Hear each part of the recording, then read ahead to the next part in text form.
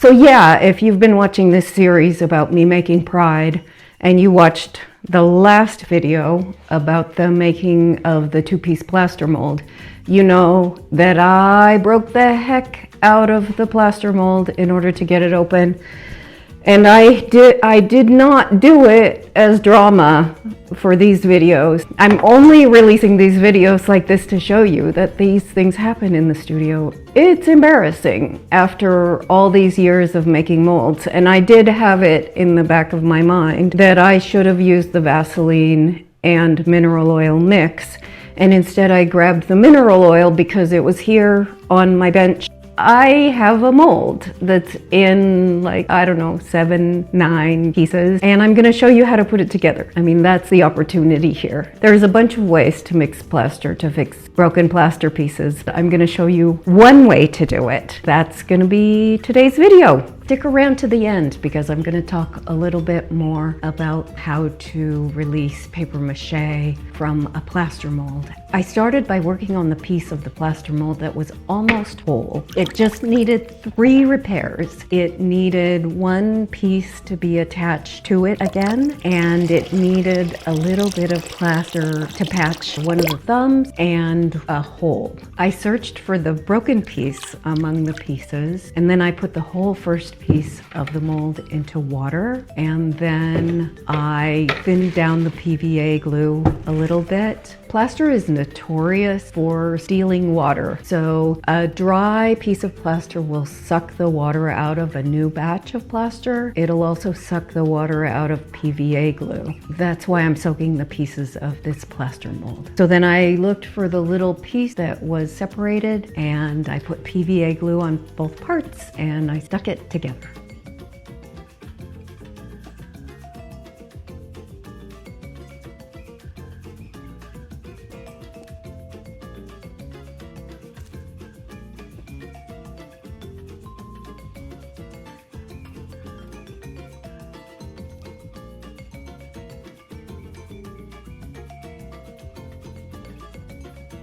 Very luckily, there were only a few small voids, so I mixed up a small batch of plaster, about 1/4 cup of water, and a couple of tablespoons of PVA glue mixed into the water, and then I put the dry plaster into that. Plaster hardening is a chemical process. The molecules of the plaster need the right amount of molecules of water in order to have it harden properly. Plaster is such a noble material that it has a nice range of how much water you can use in order for it to harden.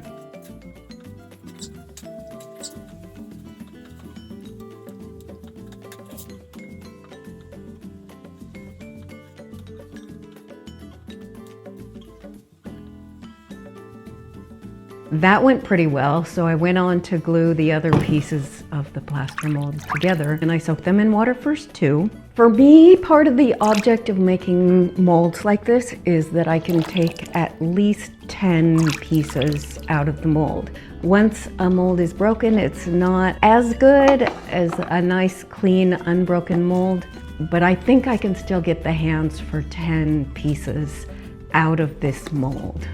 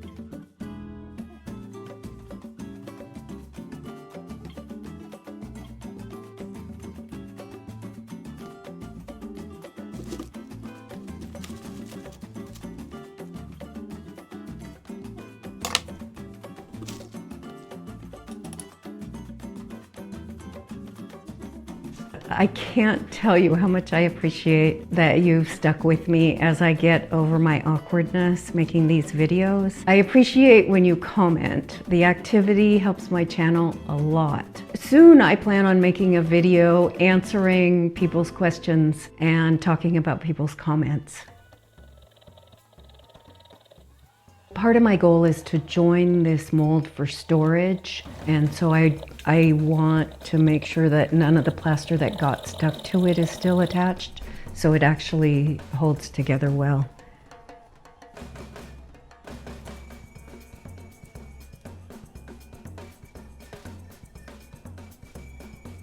That went better than I expected, and Rita provided me some love while I waited for the plaster to cure.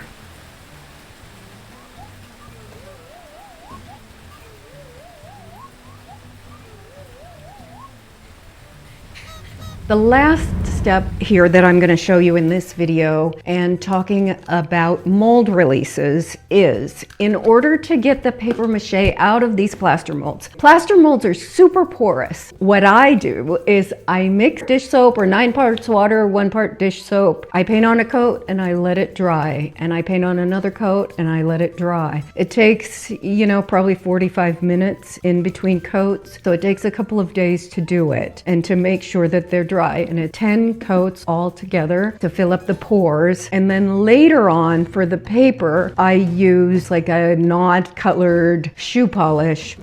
What is it called? It's a kind of thinner. You could probably use magic orange turpentine. So I use a little turpentine just to thin down the thickness of the wax, and I put a coat of that into the mold, and I try to keep it a thin coat so it's not too much wax that comes out on the piece. You have to really use the proper mold releases in order to get this paper mache to come out of the molds. Vaseline is great for a lot of different kinds of mold releases, but not for paper, because Vaseline migrates. You can end up with the stain of Vaseline that has migrated over time to the surface, and I don't want that. And I also don't want for the Vaseline to eat away at the paper over time. So that's why I don't use Vaseline as a mold release for paper mache. Right now, Anna is putting the paper mache into the molds of the hands. I hope you'll join me next time as I take the pieces of the paper mache out of the molds of the hands and join them together and hopefully finish this sculpture of pride.